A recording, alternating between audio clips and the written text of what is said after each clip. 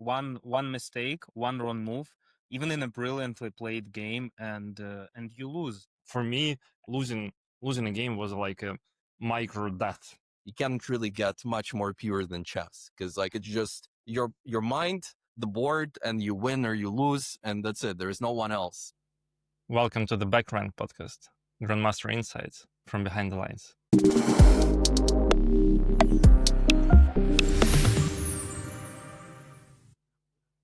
Another week flew by very quickly, and it's time for a new episode. Today we are going to discuss losses in chess. It's a very painful topic. It's a very painful thing that everybody has to deal with. We all have to lose games. So let's break down how to handle losses and how to have the right attitude towards losses in chess. Yeah, let's dive in. And a couple of days ago, the European Blitz and Rapid Championship finished, and there was a drama in the last round of the tournament. A legendary Ukrainian Grandmaster, Vasil Ivanchuk, lost in the final round where he was fighting for the first place. And he was not completely winning, but he was much better in the end game, and he lost on time. It was heartbreaking to watch his reaction, because he basically he crushed, and it was difficult to watch. And we all of us have had something like that in our careers, such horrible losses. Yeah, those happen to everyone, right? But those losses when you're playing a tournament in person, where you took your time to fly to another country, you spend a few days there, you're trying your best, right? So in Vanchuk's case, he was actually going to win the tournament if he won the game, and he had really good chances to win the game. So imagine that he played the whole tournament really well, got to the point where he just needs to win this final game, and then he becomes the European Rapid Champion, right? Amazing achievement. And then at the last moment, his position is great, doing everything right, lost focus and lost on time. You don't get the first place, you don't even get top 3, and everything collapses. Like, you could probably imagine how much pain, that causes. But now you could think back to your experiences, even when you were playing online, even if it feels, not such an important game. Most people still take it somewhat seriously, and it's very annoying when you lose a game, or even worse, when you lose multiple games in a row. So yeah, that's definitely something that touches all of us.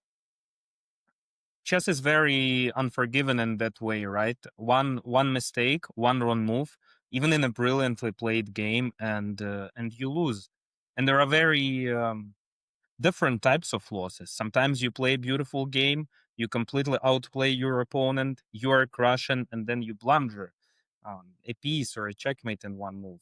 Then there are games where you feel like you are being completely outplayed and outsmarted by your opponent. And those games may have a different feeling. Those losses may have a different feeling, but they are still painful.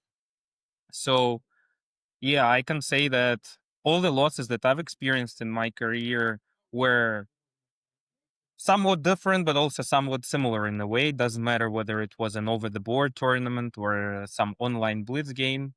Those are all painful, but I can say that I never had a loss as bad as Ivanchuk had a couple of days ago. That's for sure. Just because I've never played in a tournament of that kind and of that scale. I never really had. I had some disappointing games, but not as disappointing as that one. I don't know about you guys. Pasha, I think that you're mistaken. We both played in that tournament, exactly that tournament around 10 years ago. The European Blitz and Rapid Championship. Yeah, but not like we were not fighting for the first place, right? So I had a couple losses there, actually plenty of losses, but they were not nearly as painful. Right.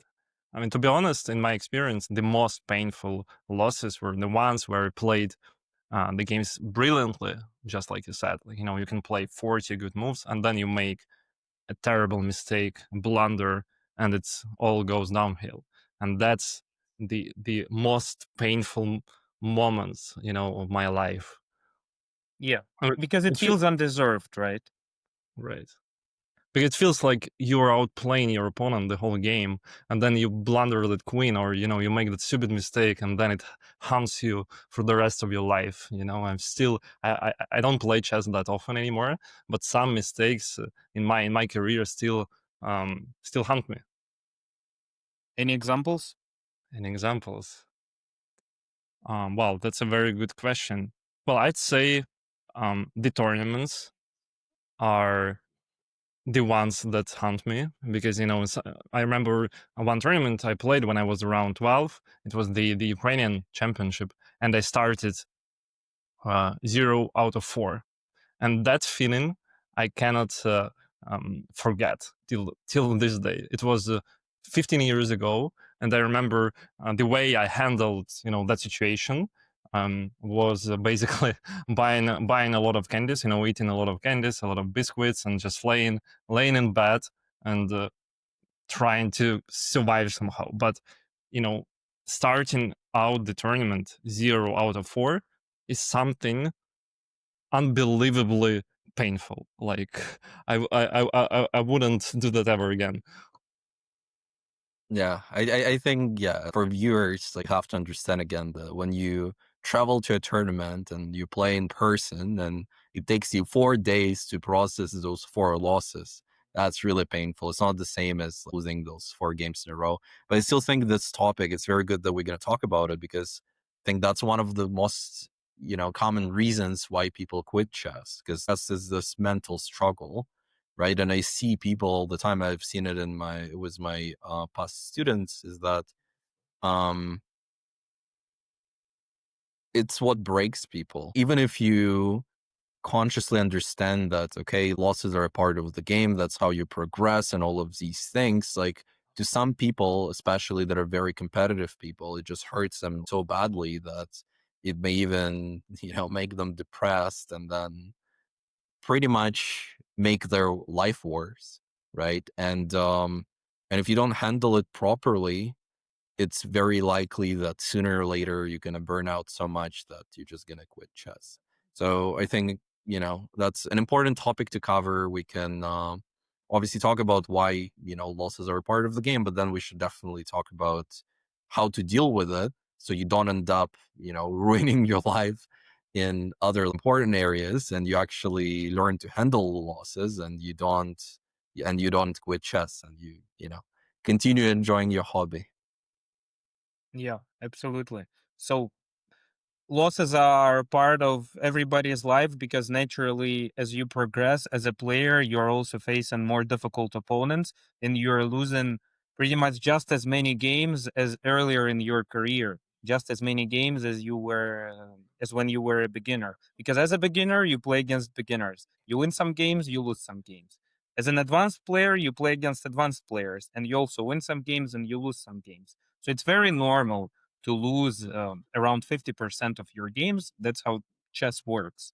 And for example, in my career, online specifically, it's always been like that. I remember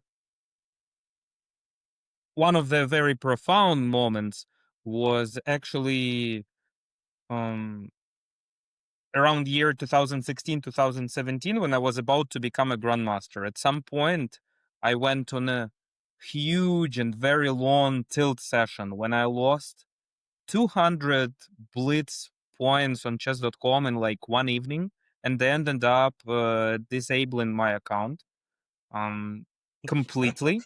And I quit playing online chess for a pretty long period of time, for at least a year. So I was continuing to play some over the board blitz games with teammates at Texas Tech University and in over the board tournaments, but I completely stopped playing online. And yeah, just listened. I think it was a good idea at that time. I just listened to myself. And yeah, I felt like I was just getting tired for whatever reason of online chess and took a break, and it helped. But it wasn't an easy decision by any means. Yeah, Wasn't especially wasn't when that you're a grandmaster. Yeah, so Well, Mish, but go ahead. yeah, wasn't that decision a bit too impulsive? I don't know. I think it wasn't. I was pretty happy with it, so I wouldn't, and I still am. So I wouldn't call it impulsive. I So was it probably comfortable with it. depends on the goals, right? So for Pasha at that moment, he was, more focusing on other things maybe, right? So it didn't really matter as much for like our listeners. Maybe if, chess is their hobby, they want to play a few games every other day. Maybe they wouldn't want to like quit for a year, but obviously everyone has, their own situation with different backgrounds. Yeah, just to clarify again, I didn't completely quit chess, right? Quitting chess is a whole different story. If you only play online and you stop playing online, then you sort of quit the game. I didn't quit the game. I wasn't really tired of the game. I was rather tired of playing online at that time, and I had an opportunity to play over the board and to discuss the game over the board. Um, had the circumstances been different, maybe I wouldn't have taken this break. Maybe I would have taken a break for a couple of days or something. So it depends. Of course, it depends on your own story. Yeah, well, I have a similar but a slightly different story. I played that horrible Ukrainian championship, and then I played a couple of bad tournaments after that, and then I quit chess for a year as well. But I quit playing over the board, and I kept playing a little bit online, and that also helped me. The conclusion is quit chess for 1 year, and that will help you if you're until. I mean, I'm joking. No, don't quit, don't quit chess. I'm not sure. Something that I'm really interested to talk about today is actually online chess and how we handled online losses. And why am I interested in that? Because we all played online, we just played differently. So as far as I know, Evgeny, you started playing online quite early. There was this website called Chess Planet. I think it was around even before chess.com. And we all played there.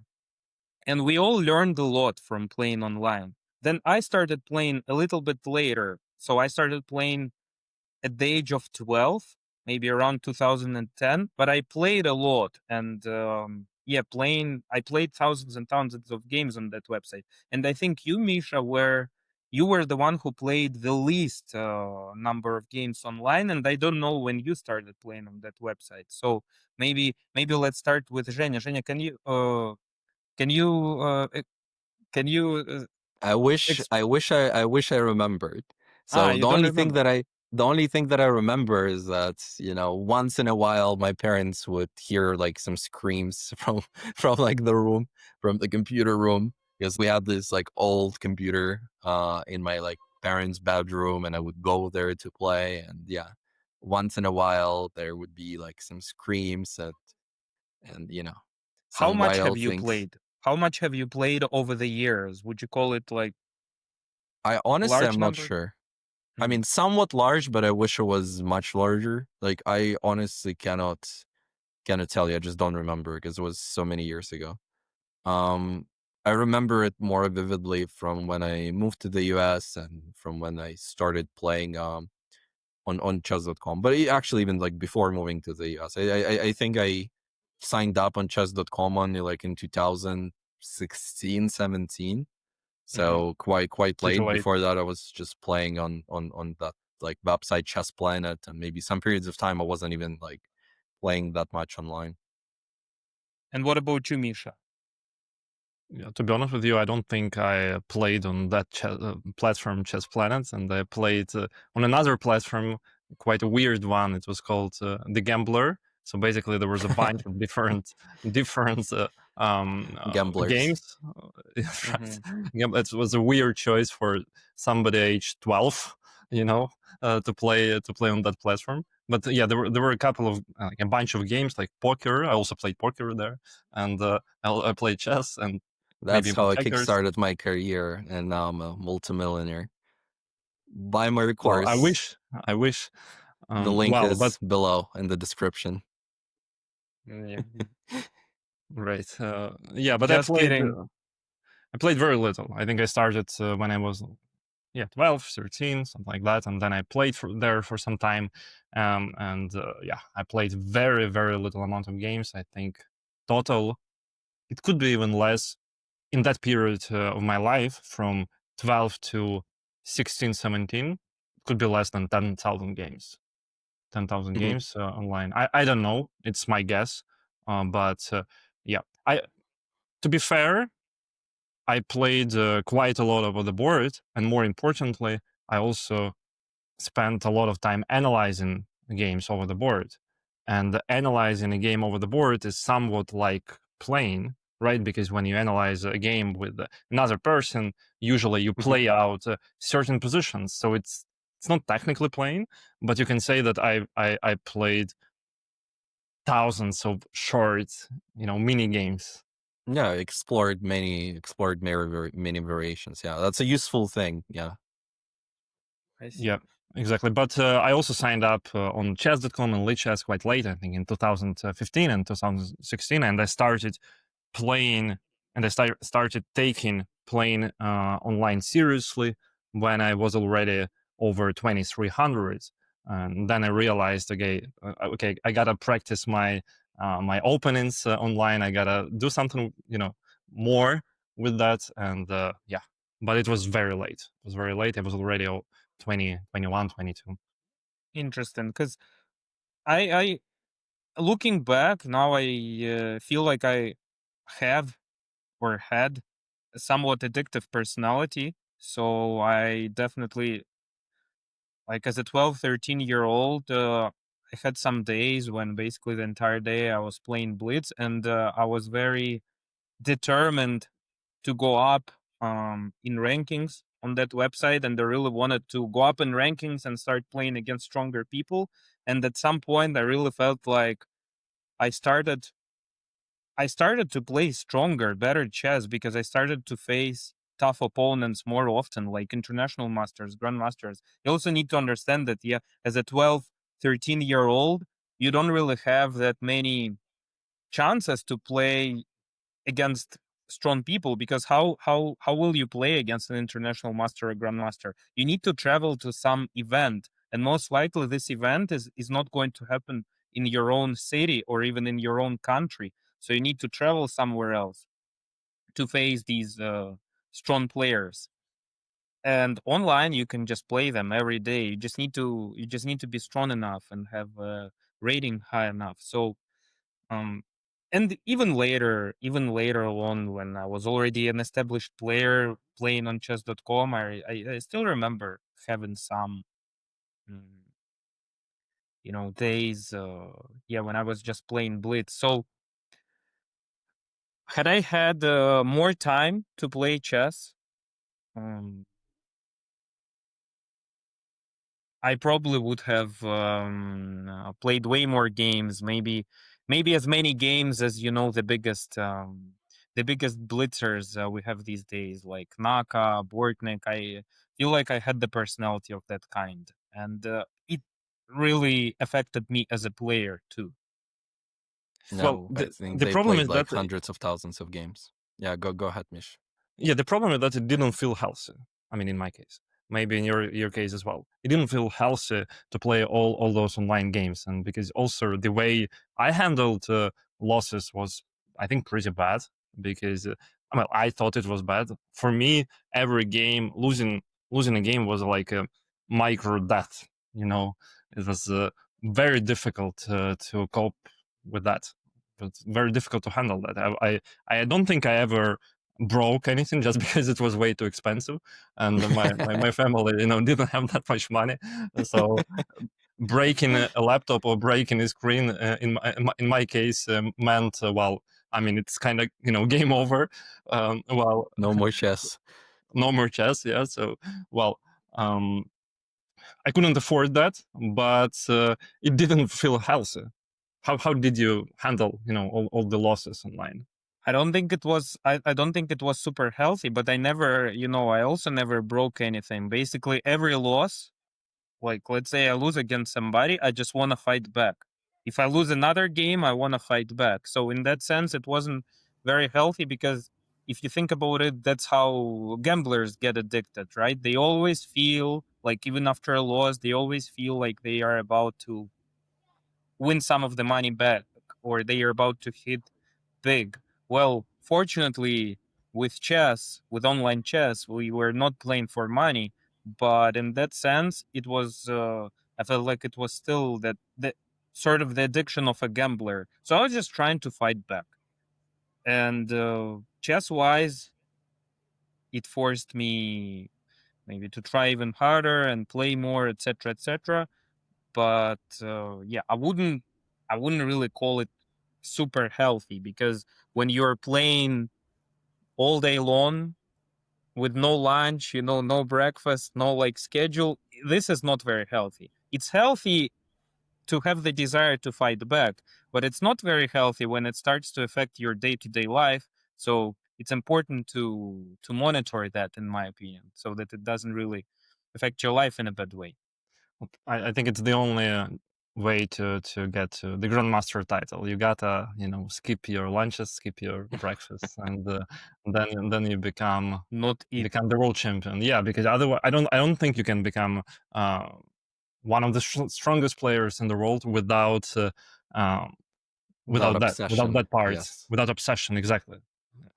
So how did that obsession? So I've had it in online games, and I remember it very well. And losses, handling those losses. What about you, Evgeny? I'm sure you had, like, you achieved more than me in chess and more than Misha. So where was your obsession coming from? Honestly, I'm not sure. I think it was like natural. So like I just loved the game so much from from the early years that somehow like it naturally like integrated. So I think it also like mostly depends on your personality. Like some people they have bigger tendency to have negative emotions, and that makes things much harder. I think I'm lower on that spectrum. That probably makes it easier for me to handle losses. Like obviously, as a kid, each loss, as Misha described, would in some ways like feel that micro death where you just like don't want anything, and I would like cry after losing the games until like a certain age. So for sure that was there. I don't vividly remember that, but I remember like crying. That was common, like as a kid after like losing. Um, but then it somehow like mostly went away. So like I wouldn't say that like for me it ever became like an addictive problem or anything like that. And I think again it's mostly based on the personality. But I think what we need to establish here is that for our viewers is typically what happens is that let's say you're a 500 player, 1,000 player, 1,500 player. What do? You compare yourself to stronger players and you think like, oh, when you're 1,500, when you're 2,000, when you're 2,500, when you're a grandmaster, it probably feels different. You don't, feel the same things after losses and things like that, which is not true at all, right? So that's completely irrelevant what level you're at. Losses are painful and you're still going to lose a lot. And you could see that, in our case, we pretty much all went through these experiences, and that's just part that's built into chess. Because again, for many reasons, it's probably like one of the most challenging games mentally that you could play, because the price of the mistake is so high that it's just so painful, and on top of that it takes so much time, and it's especially when you play these in person over the board games, you cannot fight back immediately. It also adds that additional layer of depression on top of feeling destroyed after losing. So it's something that everyone experiences, and it's just a part of the game. It's something that's built into the game. So as I said, a lot depends on the personality. So each person has to be conscious about it. And if they not as a problem, they should try to address it if there is a problem. If not, I've seen some people, they don't care. They just play and they don't really feel anything. Okay, I lose. They can curse here and there, but overall, they don't really care. But for some people, they handle it very differently. And for them, they obviously, as you both pointed out, they need to do something about it. And there are various ways how you can deal with it. But first of all, you have to logically understand that that's something that is built into the game, and no matter the level, unless you're like Hikaru and Magnus, if you check their statistics, they win like 80% or whatever of the games, and even for Grandmasters would typically win like 50-55%. So unless you're like Magnus, you're going to be losing, half of your games, and it is just a feature that's built into the game, and it's something that you will pretty much experience regardless. So accept it. If you're not willing to accept it, maybe you should stop playing chess, because otherwise you could really, damage your psyche. Well, what's the healthy way to handle losing a chess then? So the problem is that if you care about the game, then it's gonna be painful no matter what, right? And what's the best way to handle that pain? I can say for myself.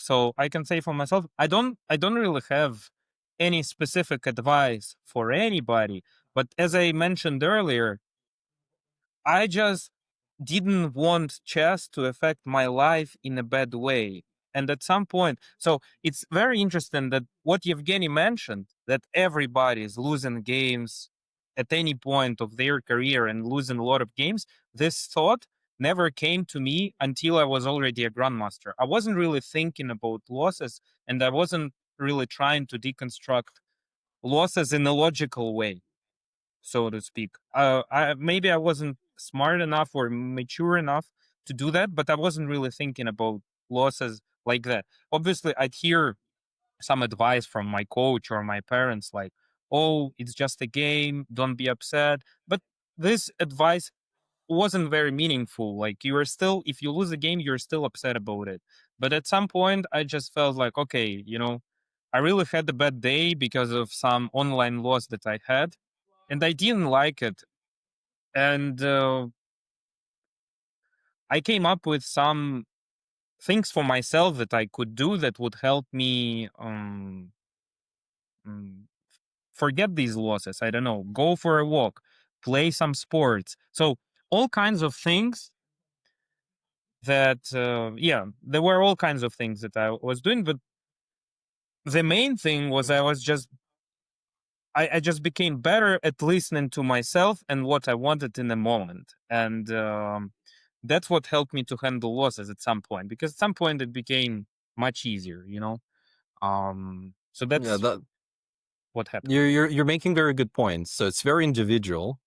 And for our viewers too, again, it really depends on your personality. So you don't want to fix what's not broken. If you play and everything is fine and you don't really care, okay, just keep on playing. Like, you don't have to try to understand anything. And as you said, pretty much it was natural to you as well, where you didn't really need to think about it. But mostly, if we're, talking to our viewers, those are adult improvers who still probably feel the pressure of having certain rating, and, because you look at all of these kids that just started playing a few years ago and they're already all 2000, and you're barely climbing to 1200, and it hurts, right? And it adds to all of that. And in that case, as you just said, you basically need to like develop like certain routines where you go for a walk, where you stop playing, and you have to listen to yourself. And I don't think there is a solution for everyone, like the same solution for everyone. Like, I think everyone needs to find their own way. Um, so what we can do is just provide helpful information around the topic, and then, each person could try to listen to themselves and create their own routine and find their way to deal with losses. This is very well said, in my opinion, because I had nobody to explain all of these things to me when I was a child. You know that everybody loses games. So I had nobody that explained losses to me in a logical way. And maybe this would have helped back then. It's quite But possible. maybe it wouldn't. Maybe it wouldn't, but I think, breaking things down in a logical way is a helpful thing to do. I don't think it can hurt. I don't think the information that everybody loses games can Mhm. hurt. Yeah. Maybe it won't make things that much easier, but yeah, um, could be helpful for sure. So just having this information is already an important thing for sure. Yep. Pasha, you said that you were mature enough, yeah, even when you were a teenager, right? You didn't mm, crash anything after losing games, right? So you were mature enough to handle losses well. I actually said that I was not mature enough to, completely forget losses and be at ease with those losses.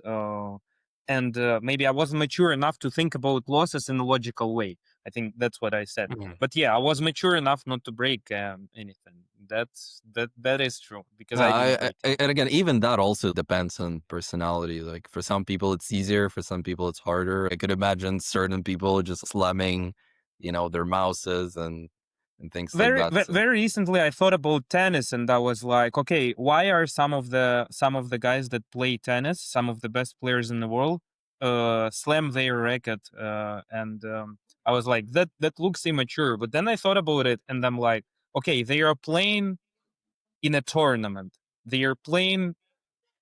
They are trying to win. This is a very important tournament, and at some point during the game, they may feel like they are losing their focus and they are not able to play properly. And if in that moment of the game, slamming their racket or shouting something helps them. Of course, there are limits, to the things that are more appropriate and less appropriate because we all live in the society. But I think they do that partially because it helps them to get the focus back and get back into the competitive spirit and actually continue playing the game properly. So I actually started to judge those players way less after I thought about it because that's something that they need to do in the moment.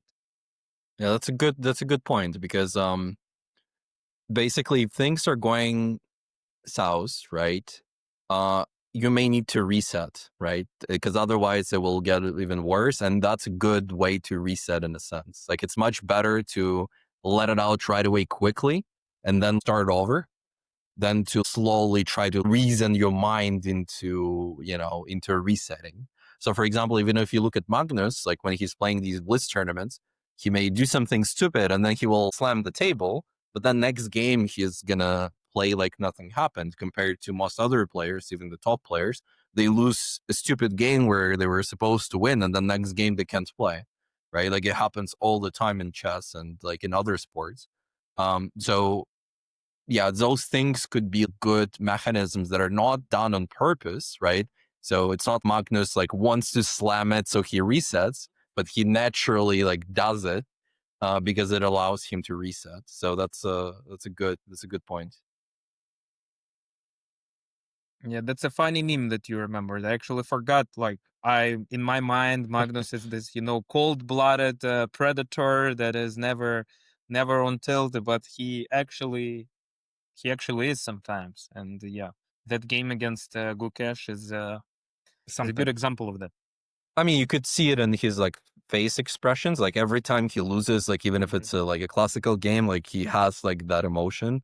Or sometimes it's just a bit stronger, especially when he loses to Gukesh. But you can kind of like see that it's how like he is. But then next game, it's like nothing happened, and he's probably like one of the best athletes in the world in that regard. Like he's just so strong mentally that he's able to reset right away almost every time.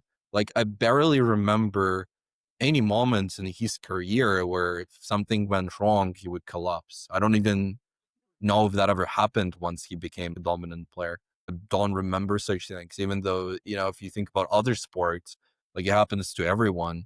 Once in a while, best athletes in any sport, they collapse. And for him, I just don't even remember such a moment. Like he loses and the next game, it's like he plays stronger. And a lot of the times you could actually, track it. He loses and then next game he draws or wins oftentimes. And oftentimes he actually wins or makes the draw and then wins the next one. It's almost like it fuels him and he starts playing even better. Well, but I think in my case, I didn't figure out how to handle losses in a healthy way on my own, and I think it affected me in a bad way. Well, because when I was a teenager and I was playing chess a lot, chess was the most important thing in my life. It was everything for me. If I win the game, I'm happy, and if I lose, it's the end of the world. And that's what affected me a lot, because I didn't have that many parts of my life. I didn't have a girlfriend. I didn't have that many other hobbies, and because chess was basically the only thing that I was doing. Losing at that game was very, very painful.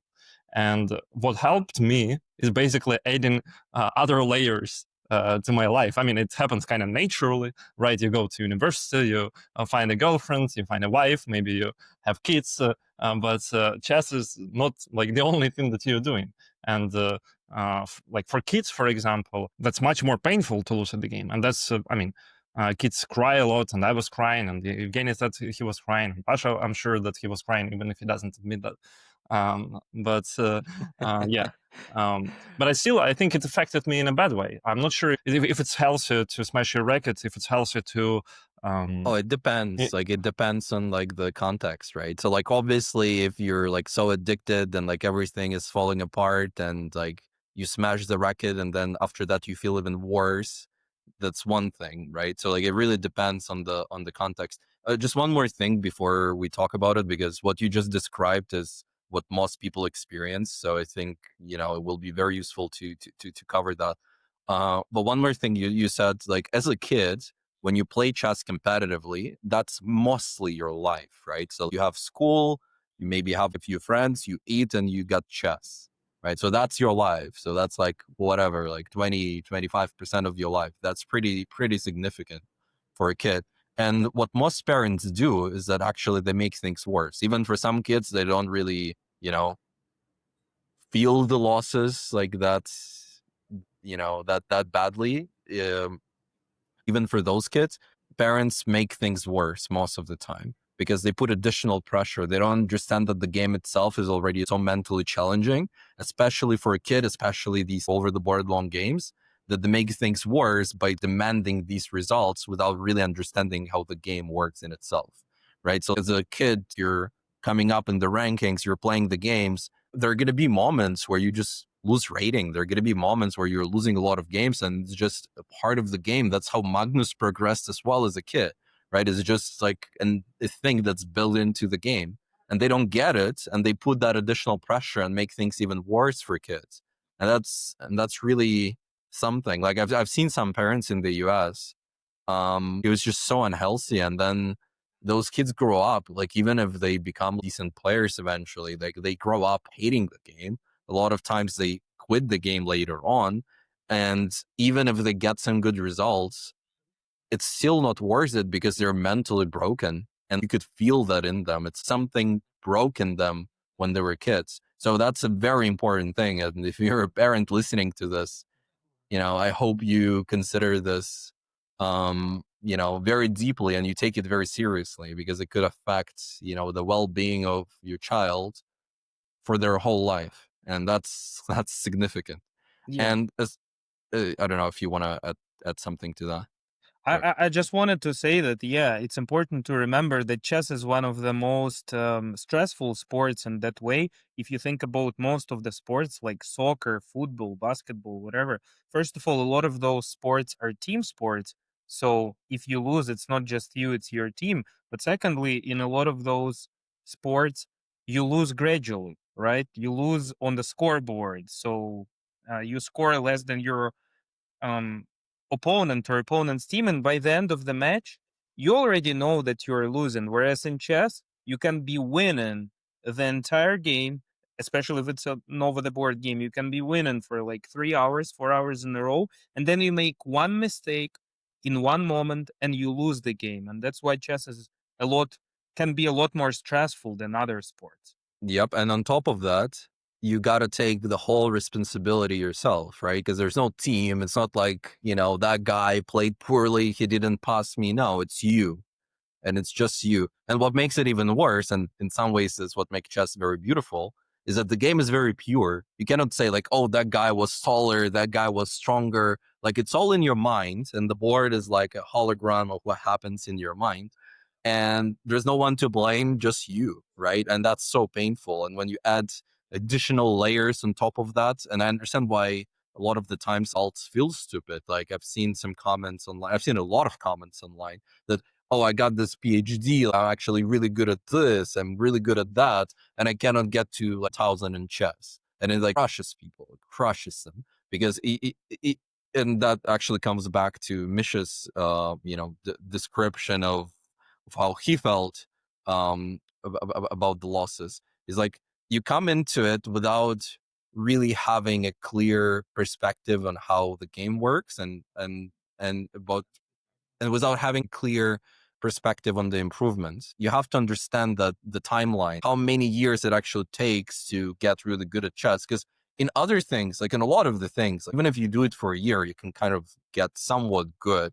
But if you want to get to like 2,000 in chess, like even if you're a very smart adult and you're spending a lot of time while doing other things, while working and stuff, it will still probably take you 3, 5, 10 years, right? Like, that's what you can expect. And maybe first 2 years, you'll only get to 1,000. And that's absolutely normal. And you're actually going to be one of the top performing adults, right? So people come into this with very wrong expectations.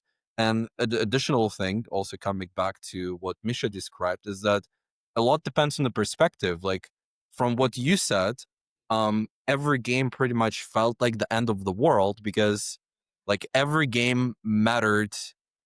Pretty much every game was the most important thing at that moment. However, if you kind of like zoom out, and if you like think about your real goals, like, oh, I want to become a 2,000 player, I want to become an international master, I want to become a grandmaster. So that's like the real goal. Okay, so if becoming a grandmaster, requires experimenting and playing these games and getting punished and like losing these games, right? Then maybe it's not that big of a deal in a way, because there is a bigger perspective of you becoming a grandmaster in 10 years, right? Because I'm doing this now, I'm suffering here now, because in 10 years, I'm going to be there.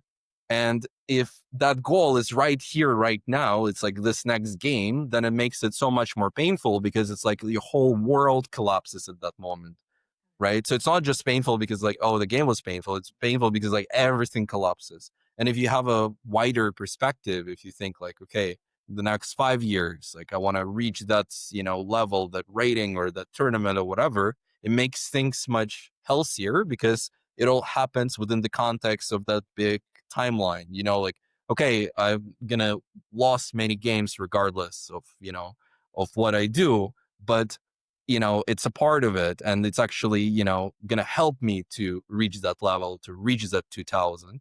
And when you look at it that way, it typically makes it a little, less painful for people.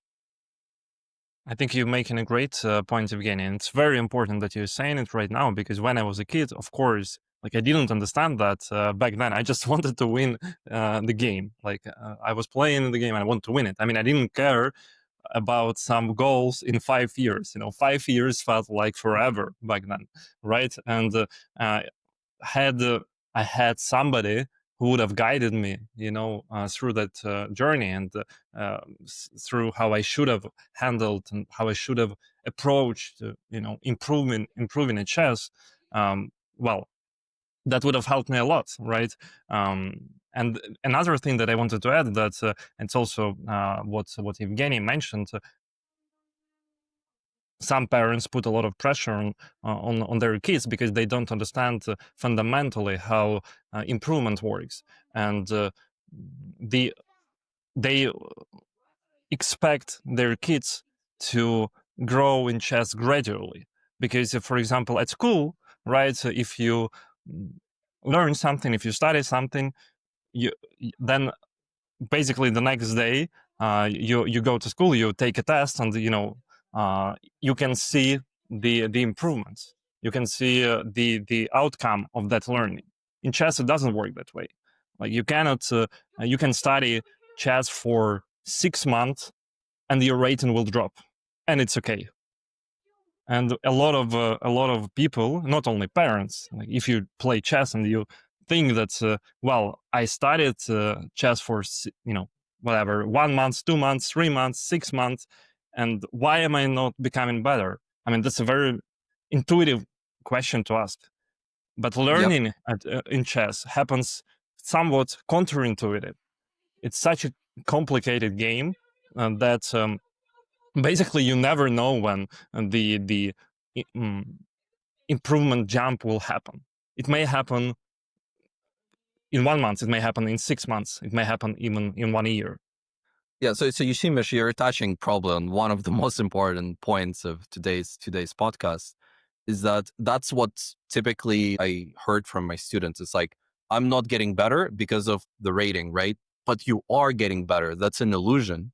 And what makes it interesting is that, for example, when you say with school, you could kind of see gradually because you're improving. Because why? Because school is fake. It's not like, it doesn't represent a real like learning curve. It's all fake.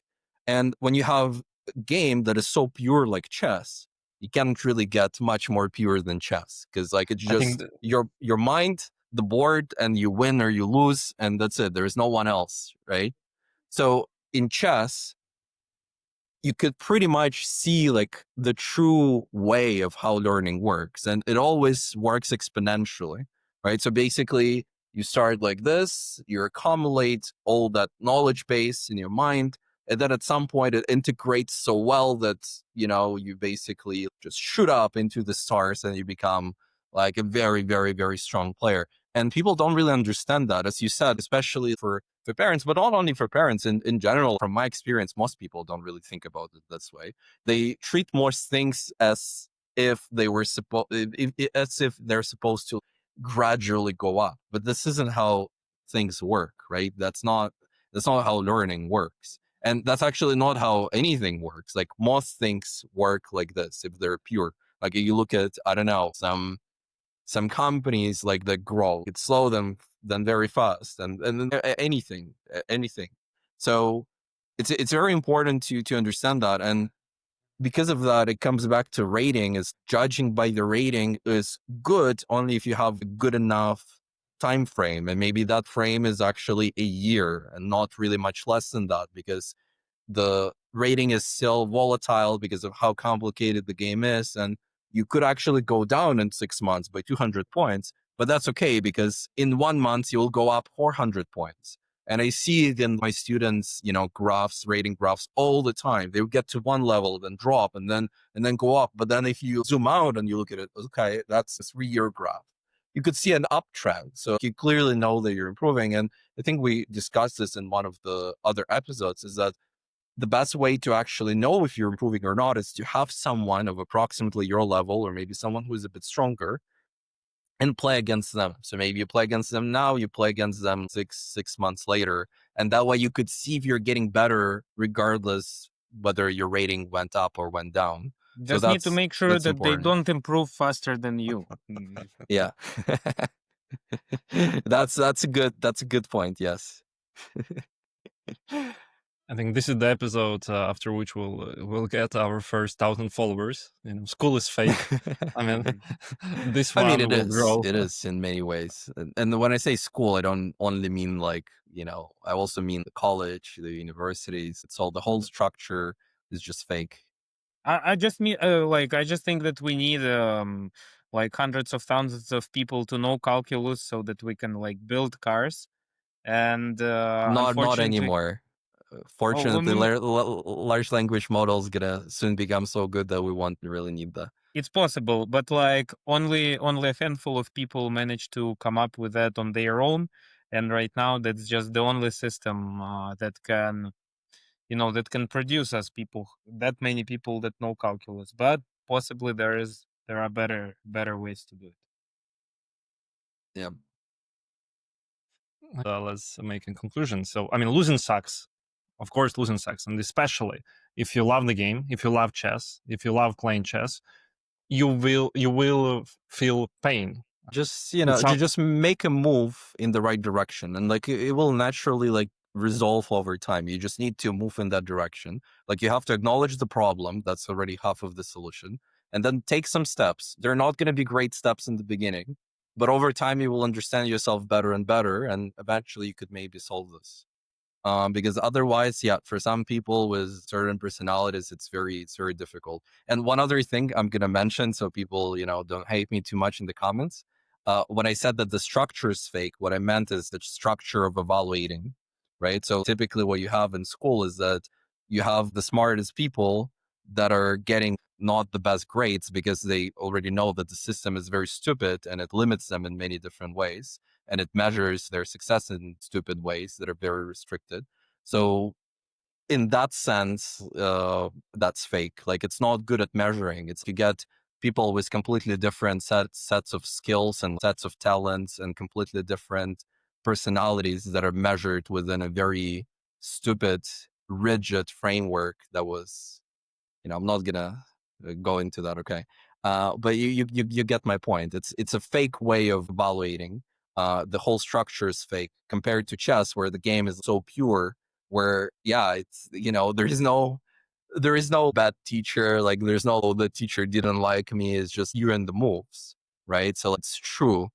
Like, if you lose and you lose for a year, yes, you suck, and it's difficult to deal with that. And it pretty much brings up the deepest, questions and challenges within you. So it is tough, and we feel you, and, wish you all the best. And if you have any questions, maybe you have some stories about what you're experiencing and how you're handling things, feel free to share in the comments. Maybe we'll give you like some advice. Maybe some other viewers will give you some advice, but it's a challenge. It's not going to be easy. There's no easy fix. There's no same solution for everyone. So, just stick to it, do your best, and everything will work out at the end.